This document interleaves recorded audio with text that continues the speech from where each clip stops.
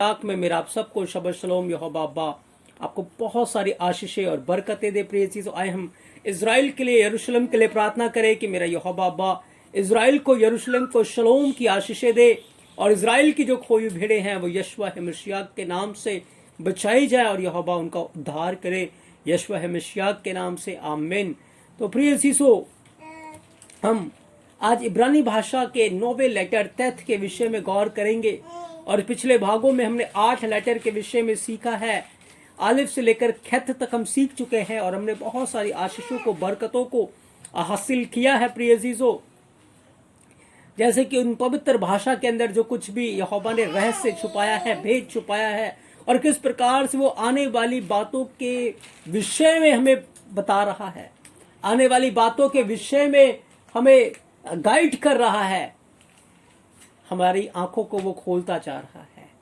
क्योंकि वचन के अंदर लिखा है यहोवा के वचन के खुलने से प्रकाश हो जाता है और जो डर रखने वाले हैं, जो भय रखने वाले हैं, वो समझ को प्राप्त करते हैं।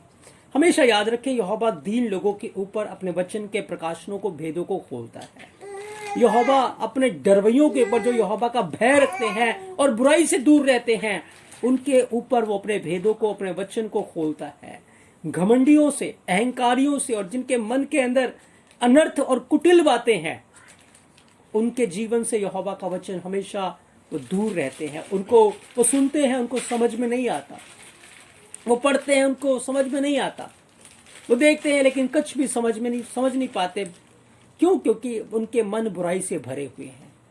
यदि हमें भी कहीं ना कहीं अगर वचन समझ में नहीं आता, वचन हमें याद नहीं रहता, वचन के ऊपर हम मनन नहीं कर पाते, तो कहीं ना कहीं हमने अपने जीवन के अंदर अनर्थ की बातों को जगह दी है, बुराई को अपने जीवन में रखा है, जिसके कारण से वचन जो पवित्र है वो हमारे अंदर नहीं है और हम उसके ऊपर मनन नहीं कर पाते, उसके ऊपर ध्यान नहीं दे पाते, उसके ऊपर हम सीख नहीं पाते। क्यों? क्योंकि हमारा ध्यान बुराई की बातों पर है, हमारा ध्यान वचन के ऊपर ना होते हुए बुराई की बातों के ऊपर है और इधर उधर की बातों पर है। इस कारण से यहोवा के पवित्र भाषा को सीखना और यहोवा के वचन को सीखना हमसे दूर है। तो कहीं ना कहीं अगर हमें भी वचन को हमें वचन नहीं समझ में आता, यदि हमें से किसी को भी वचन समझ में नहीं आता या याद नहीं रहता या उसके रहस्य नहीं समझ पा रहे हैं, तो गौर करें अपने जीवन को कि कहीं ना कहीं हमने बुराई को और भिन्न भिन्न प्रकार की अनर्थ बातों को अपने मन के अंदर जगह दी है, जिसके कारण से हम यहोवा का प्रकाश, यहोवा के वचन का प्रकाश हम पर नहीं खुल रहा। तो प्रिय अजीजों, आज इब्रानी भाषा के 9वें लेटर तेथ के विषय में हम गौर करने जा रहे हैं और तेथ के अंदर रहस्य भरपूर है, भेद भरपूर है और अंतिम समय के विषय में बहुत सारी भविष्यवाणियां, बहुत सारी बातें जो आगे के समय में होने वाली है और जो पहले भी हो चुकी है, वो हम तेथ के अंदर से देखेंगे। और आज के भाग में हम कुछ बातों को सीखेंगे, अगले भाग में हम और बहुत सारे रहस्यों को, भेदों को सीखेंगे। प्रिय अजीजों, तो तेथ के ऊपर मैं जब इब्रानी भाषा की स्टडी की, जब इब्रानी भाषा को मैं सीख रहा था, तो मैं तेथ के विषय में बहुत कंफ्यूज रहा और मैंने सालों साल तेथ के ऊपर स्टडी की। सालों साल मैंने तेथ के ऊपर बहुत ज़्यादा दिमाग लगाया, इधर ढूंढा उधर ढूंढा और बहुत ज़्यादा उसके ऊपर मनन करता रहा, लेकिन मुझे उस समय इतना रहस्य, इतनी भेद की बातें नहीं मिली।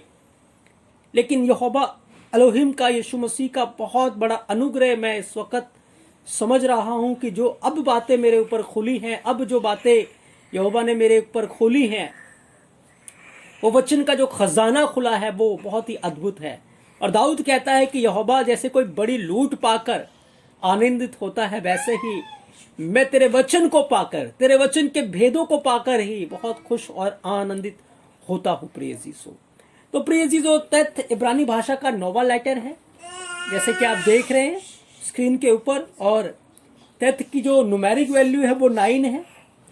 तेथ की को जब हम पूरा खोल कर लिखेंगे, तेथ योद तब लिखेंगे।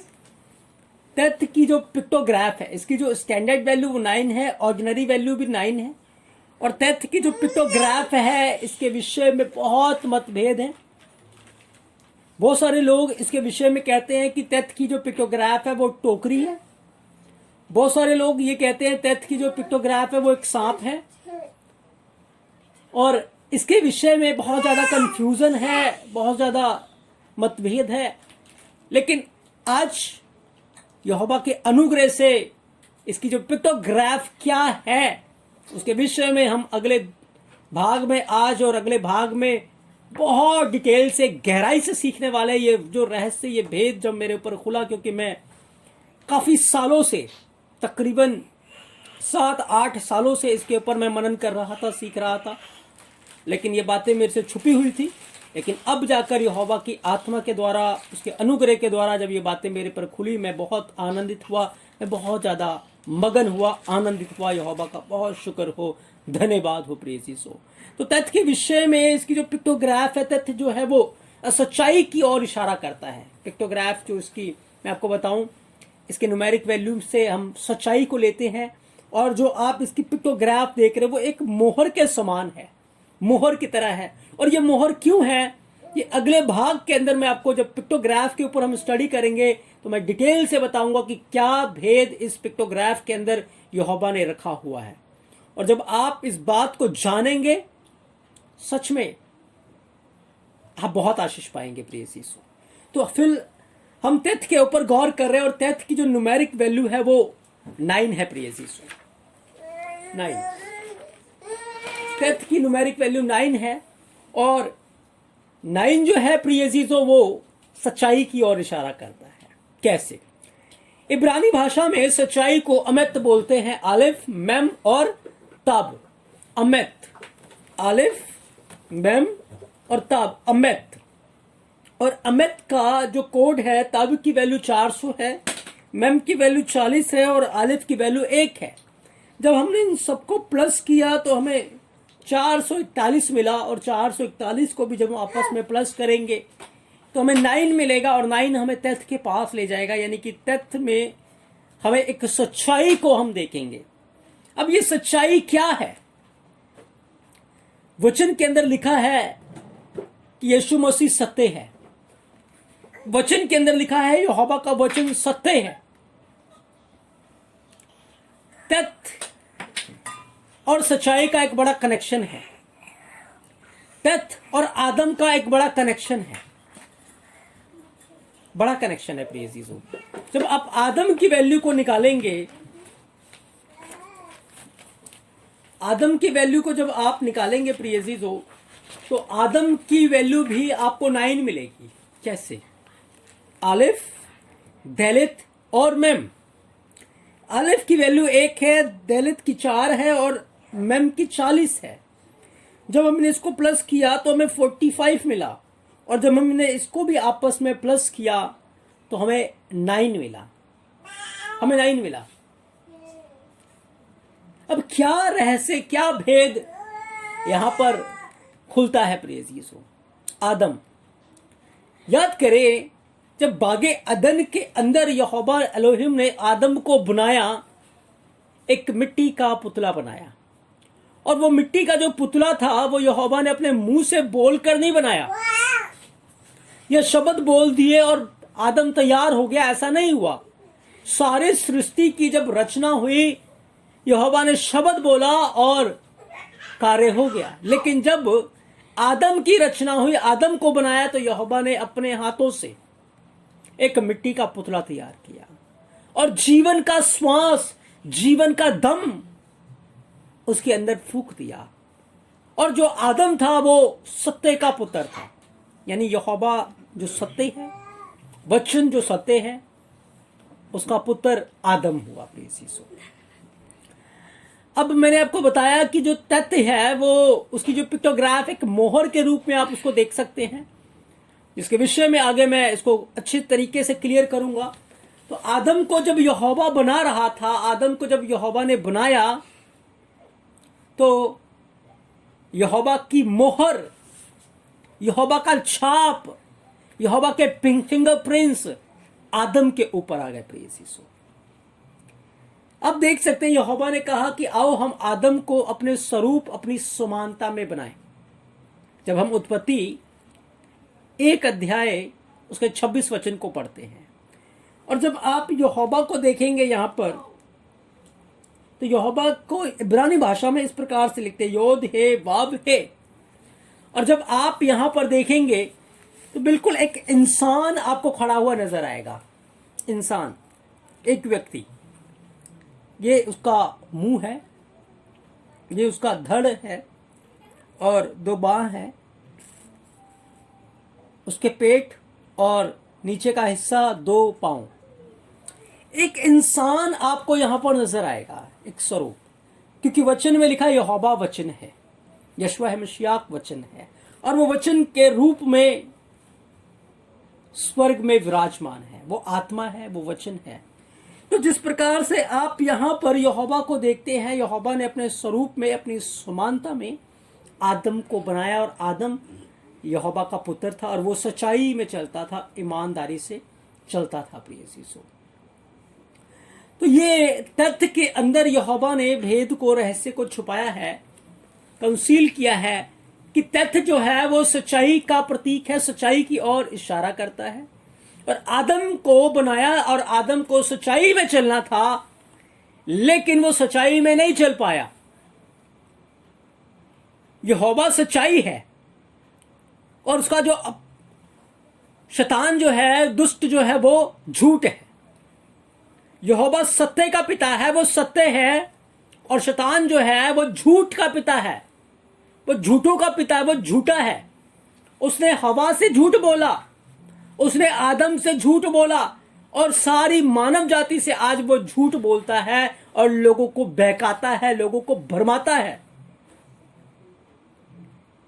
पिछले भाग में हम जब खैत के ऊपर स्टडी कर रहे थे, खैत के ऊपर सीख रहे थे, हमने देखा था कि खैत एक कलीसिया की तस्वीर है, और कलीसिया को सच्चाई में रहना है, सच्चाई में बने रहना है, क्योंकि झूठों का जो पिता है वो झूठी बातों के द्वारा आकर कलीसिया को भरमाने की कोशिश करेगा, कलीसिया को मिसगाइड करने की कोशिश करेगा, जैसे कि उसने यशवा है मसीह को किया। जब यीशु मसीह की परीक्षा हो रही थी तो उस समय दुष्ट आया और दुष्ट ने झूठी बातों से यीशु मसीह को बहकाने की, गिराने की कोशिश की, और आज भी वो झूठी बातों के द्वारा लोगों को गिरा रहा है, झूठी दौलत के द्वारा गिरा रहा है, झूठे धन का लालच दे रहा है और वो गिरा रहा है, झूठी अभिलाषाओं का लालच देकर गिरा रहा है, झूठी बातों का लालच देकर गिरा रहा है, और झूठ के द्वारा वो अपने राज्य को फैला रहा है। पर उसका राज्य हमेशा का नहीं है। कलीसिया के अंदर क्या हुआ? हनन्याह और सफीरा को शैतान ने बहकाया, किस लिए? वो झूठ बोले, वो झूठ बोले, और हनन्याह और सफीरा बहुत जल्द उसकी बातों में आ गए, और बातों में आकर उन्होंने झूठ बोला। और पतरस ने कहा कि तुमने मुझसे झूठ नहीं बोला, लेकिन पवित्र आत्मा से झूठ बोला है, पवित्र आत्मा से तुमने झूठ बोला है, और क्योंकि पवित्र आत्मा से तुमने झूठ बोला है तुम जीवित नहीं रहोगे। और उसी समय पहले हनन्याह भी मरा और फिर सफीरा भी मर गई। इसीलिए कलीसिया को बहुत जरूरी है कि वो सच्चाई में चले, वो सच्चाई में चले। आदम को इसलिए बनाया कि वो सच्चाई में चले, पर वो सच्चाई में बना नहीं रहा, और वो झूठे छलावे में आ गया, झूठी बातों में आ गया और गिर गया। पहली कलीसिया एक मन थी, एक चित्त थी, और जो वो प्रार्थना करती थी उनको उत्तर मिल रहा था, यहोवा का हाथ उनके साथ था, इतने अद्भुत कार्य हो रहे थे। लेकिन क्या हुआ? हनन्याह सफीरा को किसी ने नहीं बोला था कि अपनी जमीन को बेचो और लाकर चर्च में दान दे दो, चर्च में ऑफरिंग दे दो। लेकिन उनके मन के अंदर खुद यह बात आई, वो अपनी इच्छा से कर रहे थे कि अगर हमारी जमीन बिक गई तो हम सारा का सारा लाकर चर्च के अंदर दे देंगे। इसके लिए तो किसी ने उनको नहीं कहा था, उससे पहले सब कुछ उन्हीं का था। लेकिन उन्होंने मन्नत मांग ली कि जो अगर हमारा बिकेगा वो सब का सारा लाकर हम प्रेरितों के पांव में रख देंगे। लेकिन जब बिका, अच्छी दाम में बिक गया, और मन के अंदर दुष्ट ने ये डाला कि वो झूठ बोले, और आज भी ऐसा ही हो रहा है, आज भी हो रहा है। हम झूठ बोलते हैं, बहुत बार हम यहोवा से झूठ बोलते हैं, हम चुराते हैं जो यहोवा का है, उसको नहीं देना चाहते, और बहुत जगह हम ऐसे पाप पे आज फंसे हुए हैं। याद रखें, वही कलीसिया यहोवा के राज्य में जाएगी जो झूठ से अपने आप को बचा कर रखेगी, जो बुराई से अपने आप को बचा कर रखेगी, क्योंकि कलीसिया को बहुत जरूरी है कि वो सच्चाई में चले, अर्थात हमें सच्चाई की ओर लेकर जाता है। उसका जो 9 न्यूमेरिक वैल्यू है वो हमें सच्चाई की ओर लेकर जाता है। प्रिय यीशु, सच्चाई की ओर तो वो हमें लेकर जाता है ही जाता है, लेकिन उसके साथ साथ वो पवित्र आत्मा के 9 फलों को, पवित्र आत्मा के 9 वरदानों की ओर भी इशारा करता है। प्रिय यीशु, पवित्र आत्मा के 9 फल और पवित्र आत्मा के 9 वरदान नो की भी और इशारा करता है। जो 9 न्यूमेरिक वैल्यू है वो बाइबल के अनुसार पवित्र आत्मा के 9 वरदानों को और 9 फलों को भी दिखाता है। तो याद रखें, जो कलीसिया है, जो सच्चाई में चलती है, यहोवा उनके ऊपर अपना अनुग्रह करता है और उन्हें अपने फलों से, अपने वरदानों से भर देता है, और उस कलीसिया के अंदर अद्भुत कार्य प्रकट होते हैं। उस विश्वासी के जीवन में अद्भुत कार्य प्रकट होते हैं। किनके? जो सच्चाई में चलते हैं, जो सच्चाई के ऊपर विश्वास करते हैं, और सच्चाई यीशु मसीह है और झूठ दुष्ट है, शैतान है। अगर आप बाइबल को पढ़ते हैं, जो कलीसिया थी वो सच्चाई पे चल रही थी, एक मन थी, एक चित्त थी, और यहोवा अद्भुत रीति से उनके साथ काम कर रहा था। अद्भुत रीति से वो उनके साथ अद्भुत कार्य कर रहा था। मिरेकल्स हैपनिंग हो रहे थे उनके साथ, चमत्कार हो रहे थे। जब वो प्रार्थना कर रहे थे, जगह हिल गई, यहोवा का हाथ उनके साथ था और वो अद्भुत रीति से कार्य कर रहे थे और फल बंद होते जा रहे थे। दिन प्रतिदिन उनकी गिनती बढ़ रही थी। उनके अंदर प्रेम का फल था, उनके अंदर धीरज का फल था, उनके अंदर विश्वास का फल था, उनके अंदर नम्रता का फल था, उनके अंदर संयम का फल था। पवित्र आत्मा के 9 फल उनके अंदर थे और वो अद्भुत रीति से प्रकट हो रहे थे, काम में ले आए जा रहे थे। उनके अंदर 9 वरदान थे और उन वरदानों के द्वारा अद्भुत कार्य हो रहे थे। तो फिर आज कहें, आज कलीसिया से ये वरदान कहां चले गए? कलीसिया के अंदर सिर्फ अन्य भाषा का वरदान हमें नजर आता है, बाकी के वरदान कहां चले गए? ये 9 फल कहां चले गए? एक विश्वासी के जीवन में आज फल हमें नहीं नजर आते, वरदान आज हमें नजर नहीं आते। कहीं हम झूठ की ओर तो नहीं चल पड़े, कहीं हम झूठी शिक्षा की ओर तो नहीं चल पड़े, कहीं हमने अपना नींव झूठ के ऊपर तो नहीं तैयार कर लिया। क्योंकि यदि कहीं ना कहीं अगर हमने अपना नींव झूठ के ऊपर तैयार किया है, तो याद रखें, फिर हम इन फलों से और इन वरदानों से रहित हैं। प्रिय यीशु, रहित हैं। क्यों रहित हैं? क्योंकि हमने अपनी नींव को झूठ के ऊपर बना लिया है, झूठ के ऊपर बना लिया है। इसीलिए आज कलीसिया फल रहित हो चुकी है, वरदान रहित हो चुकी है। अब अपने जीवन में चेक करें, क्या फल है हमारे अंदर? क्या वरदान हमारे जीवनों में काम कर रहे हैं? यदि नहीं है तो कहीं ना कहीं हम झूठ के साथ जुड़े हुए हैं, झूठ में चल रहे हैं। और यदि आप सच्चाई में चल रहे हैं तो याद रखें, आपके अंदर पवित्र आत्मा के 9 फल हैं, 9 वरदान हैं। क्योंकि यीशु मसीह ने कहा, जब सत्य का आत्मा तुम पर आएगा तो वो सच्चाई का मार्ग तुम्हें बताएगा। और जहां पवित्र आत्मा है, जिस व्यक्ति के जीवन के अंदर पवित्र आत्मा है, याद रखें, उसके अंदर 9 वरदान भी है और 9 फल है। और वो 9 वरदान यहोवा अपने समय के अनुसार, सिचुएशन के अनुसार, परिस्थिति के अनुसार वो उपयोग भी करता है, इस्तेमाल भी करता है। वो फलों को भी इस्तेमाल करता है। वो फल जब विपरीत परिस्थितियां आती हैं, मैंने YouTube के ऊपर इसके ऊपर स्टडी डाली हुई है 9 फलों के ऊपर, कि किस प्रकार से वो 9 फल हमारे जीवन में काम करते हैं। तो आप उनके विषय में सीखे जाने।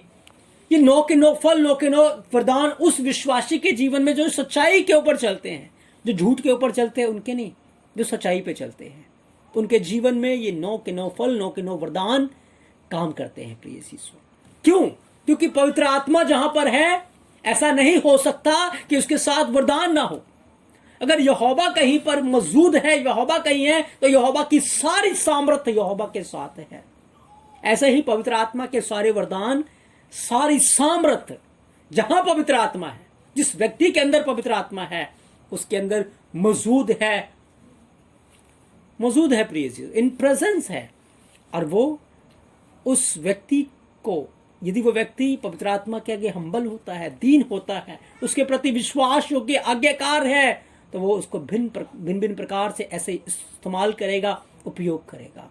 क्योंकि यीशु मसीह ने हमें सत्य का आत्मा दिया ही इसलिए कि हम फल लेकर आए। तभी यूहन्ना 15:8 में यीशु मसीह ने कहा कि मेरे पिता की महिमा इसी से होती है कि तुम बहुत सा फल लाओ, तभी तुम मेरे चेले ठहरोगे।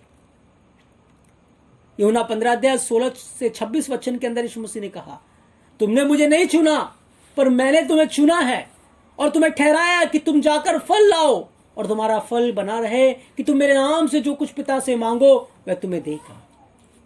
परंतु जब वह सहायक आएगा जिसे मैं तुम्हारे पास भेजूंगा, अर्थात सत्य का आत्मा, सच्चाई का आत्मा, क्या आपके अंदर वो सच्चाई का आत्मा है?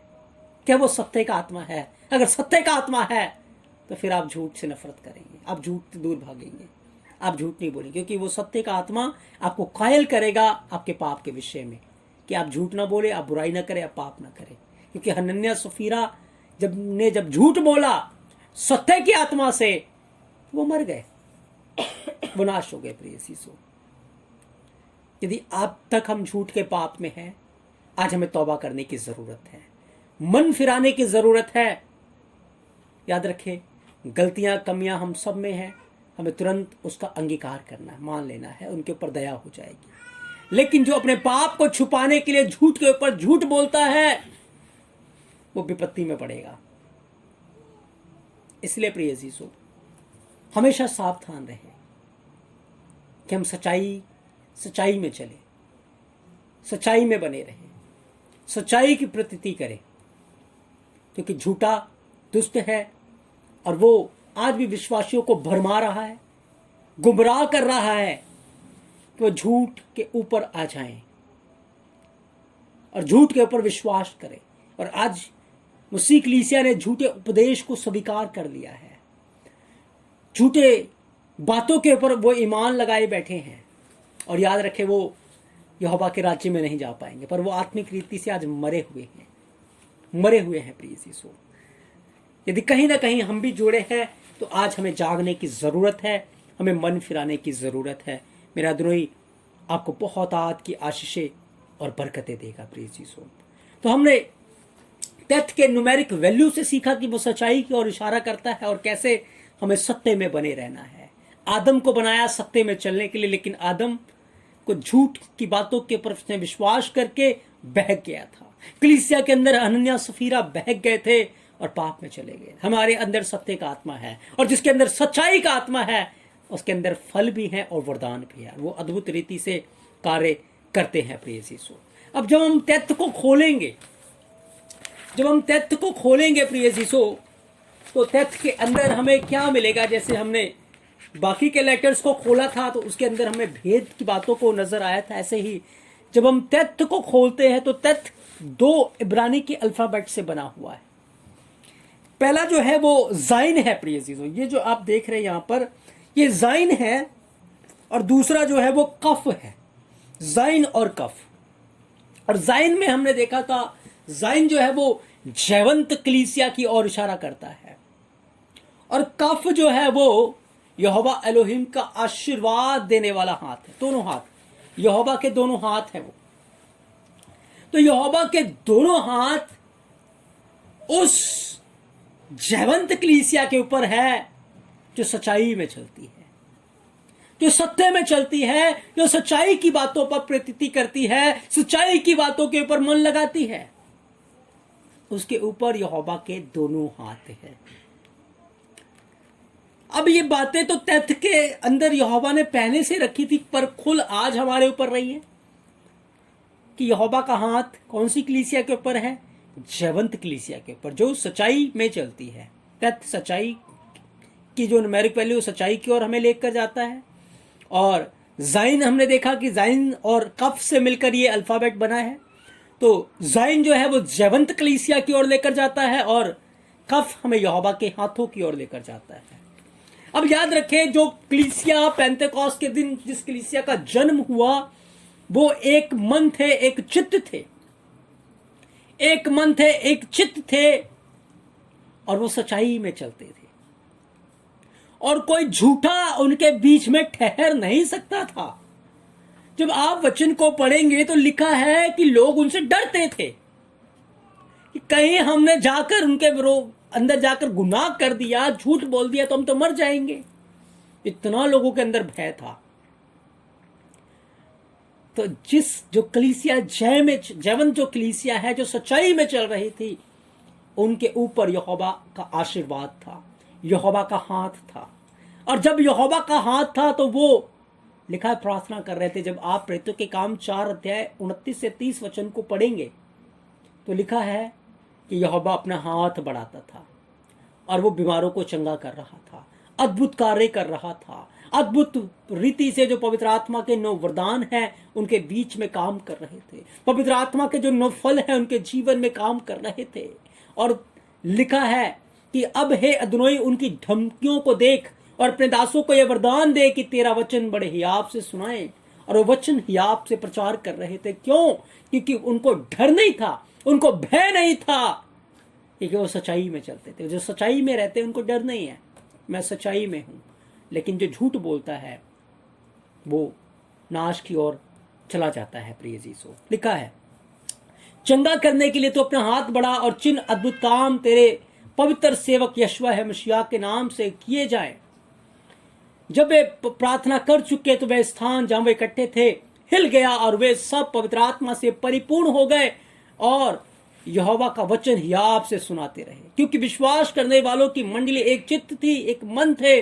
और यहां तक कि कोई भी अपनी संपत्ति को अपना नहीं समझता था, पर सब कुछ सबका था। और प्रेरित बड़ी सामर्थ से यीशु मसीह के जी उठने की गवाही देते थे और उन पर बड़ा अनुग्रह था। प्रिय यीशु, यहोवा का हाथ उनके ऊपर था और अद्भुत कार्य उनके द्वारा प्रकट हो रहे थे। और ये सारी बातें पहले से ही वचन के अंदर एक मोहर बंद करके यहोवा ने अपने पवित्र भाषा तथ्य के अंदर कंसील करके छुपा के रख दी थी। प्रिय यीशु, तो मेरा यहोवा बाबा आपको बहुत सारी आशीषें और बरकतें दी। आज के भाग में हमने तथ्य के न्यूमेरिक वैल्यू के ऊपर विषय में सीखा है और उसकी जो अल्फाबेट है उसको खोला है, तो हमें कैसे प्रकाश की बातों को हमारे जीवन के ऊपर खोला है। मैं विश्वास करता हूं कि आपने बहुत सारी आशीषों को, बरकतों को हासिल किया है। अगले भाग को जरूर देखें और हम इसके पिक्टोग्राफ के ऊपर अद्भुत रीति से सीखेंगे और बहुत सारी भेद की बातें हमारे जीवन के ऊपर खुलेंगी। तब तक के लिए मेरे यहोवा बाबा आपको बहुत सारी आशीषें और बरकतें दे। आमीन।